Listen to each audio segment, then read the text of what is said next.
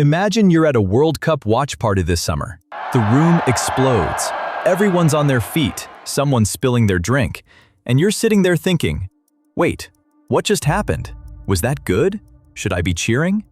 Why is that guy rolling around on the ground?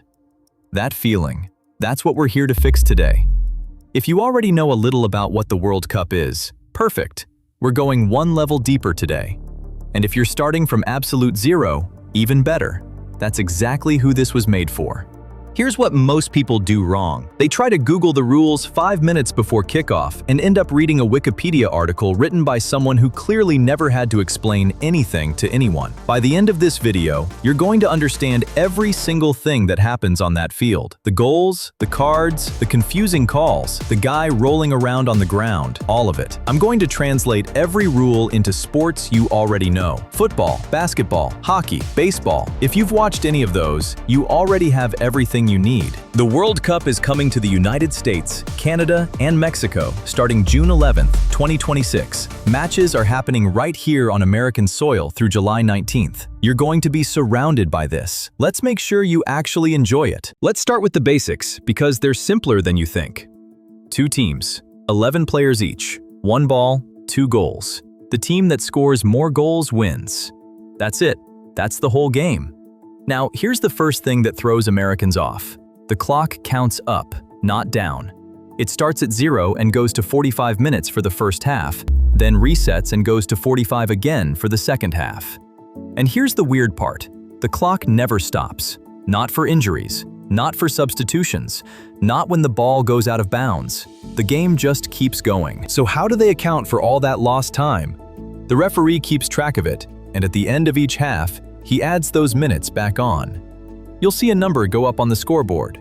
Could be 3 minutes, could be 8 minutes, and that's called stoppage time. Think of it like this. If the NFL kept the game clock running through every timeout and injury, then told you at the end of the 4th quarter, okay, we're adding 4 minutes back. That's basically what's happening here. The clock shows 90 minutes, but the game isn't over until the referee blows his whistle. 90 minutes, 2 halves. No timeouts, no commercials during play, just pure, continuous action. Now, the other thing that surprises Americans, the scores are low, like really low. A 2-1 game is exciting. A 1-0 game can be a classic. You're not watching a basketball game where someone scores every 15 seconds. In soccer, every single goal is a massive moment. Think about it like this. Imagine if in baseball, instead of scoring runs every inning, each team only scored once or twice the entire game. Every single run would feel like a walk-off home run. That's what a goal feels like in soccer. The entire stadium loses its mind because goals are rare and precious. This is actually great news for you as a new viewer because you will never miss a goal. The crowd will tell you. The commentators will tell you. The guy next to you at the watch party will definitely tell you. Okay, let's talk about the players on the field, because knowing who does what makes everything make more sense. You've got 4 types. The goalkeeper, 1 per team, and they're the only player allowed to use their hands. They stand in front of the goal, and their entire job is to stop the ball from going in.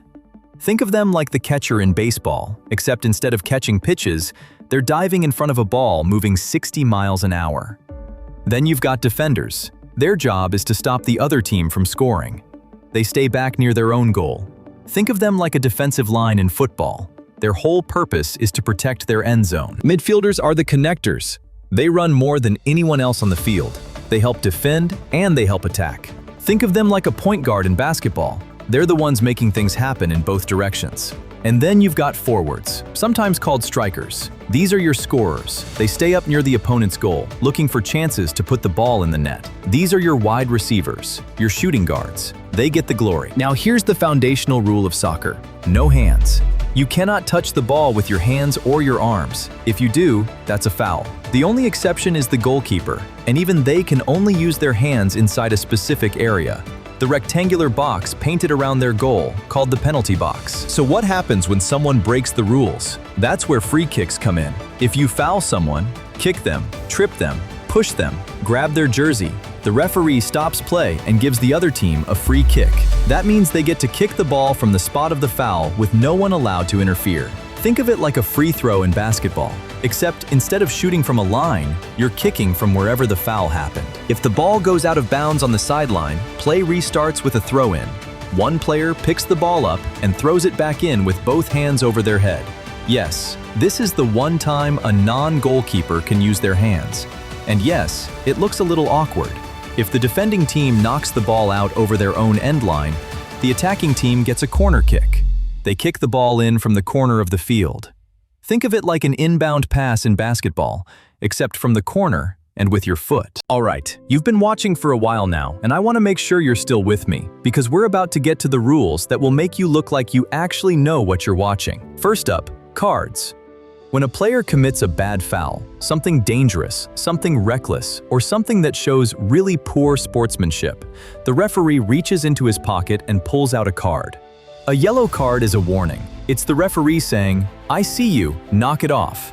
2 yellow cards in the same game equals a red card, and a red card means you're gone, ejected, done. You walk off the field, and your team plays the rest of the game with 10 players instead of 11. This is huge. Think about it like a hockey power play, except it lasts the rest of the game, not just 2 minutes. If a team loses a player in the 40th minute, they play 50+ minutes a man down. That completely changes the game.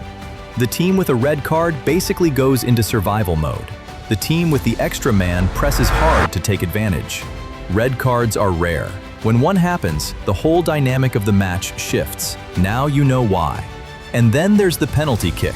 This is the most dramatic moment in soccer, and once you understand it, you'll never look away when one is called. If a player commits a foul inside the penalty box, that big rectangle around the goal, the attacking team gets a penalty kick. One player, one goalkeeper, 12 yards apart. That's it. No wall, no teammates, just a one-on-one shot at goal. Think of it like a breakaway in hockey, except the shooter gets to set the ball down, take a full run-up, and the goalie has to stay on his goal line until the ball is kicked. Penalty kicks go in about 3/4 of the time. The crowd goes absolutely silent before the kick, then either erupts or groans. Now you know why. Okay, we've made it to the big one. This is the rule that makes people throw their hands up and say, "I don't understand soccer." I've seen grown adults give up on watching a match because of this rule. But I promise you, by the time I'm done explaining it, you're going to wonder why everyone says it's so hard. Offside. Here's the simple version first, and then I'll show you exactly how to see it. You cannot get behind the defense before the ball is passed to you. That's it. That's the core idea. Here's the longer version. At the exact moment a teammate kicks the ball to you, you need to be level with or behind the second-to-last defender. And since the goalkeeper is almost always the last one back, in plain terms, that means you can't be behind the last defender standing in front of the keeper. If you are, if there's nobody but the goalkeeper between you and the goal when the ball is played, you're offside. The play gets called back, and the other team gets a free kick. Why does this rule exist? Because without it, you could just park one of your fastest players right next to the goalkeeper all game and have your teammates lob the ball over the top to him, over and over. The game would turn into a track meet. Offside forces teams to actually build attacks through the field, instead of just launching long balls to someone camping behind the defense. Here's the American comparison that makes this click. In football, you know how an offensive lineman can't be past the line of scrimmage when the ball is snapped. Or think about basketball. You've probably heard the term cherry picking, where a player just hangs out near the other team's basket, waiting for a long pass instead of playing defense. Offside in soccer is the same concept. You can't just camp out behind the defense and wait for the ball. You have to be onside, level with or behind that second-to-last defender when the pass is made.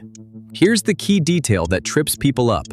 It's not about where you are when you receive the ball. It's about where you are at the exact split second your teammate's foot touches the ball to pass it. So you can start in an onside position and sprint past the defenders to chase the ball down, as long as you weren't already past them the moment the pass was played. Timing is everything. This is why you'll sometimes see a goal scored, the crowd goes crazy, and then everyone stops and looks at a screen. Because referees now use video review to check if an attacker's shoulder or knee or foot was a few inches past that second-to-last defender at the exact moment of the pass.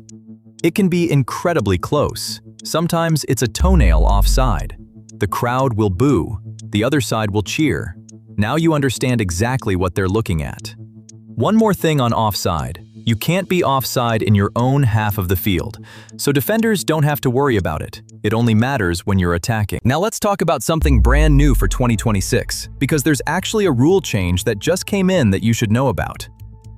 Goalkeepers used to be able to hold on to the ball for as long as they wanted. They'd pick it up, bounce it around, take their time, slow the game down. Not anymore. Under the new rules, a goalkeeper who holds the ball for more than 8 seconds gives the other team a corner kick. 8 seconds. That's it. Think of it like a shot clock in basketball. You've got a set amount of time to do something with the ball, or you lose it. This was brought in specifically to stop time wasting, and it's going to make the game faster and more exciting. Let me also quickly explain what happens when a game ends in a tie, because it's different depending on which stage of the tournament you're in. During the group stage, the first round of the World Cup, where teams play multiple games, a tie is totally fine.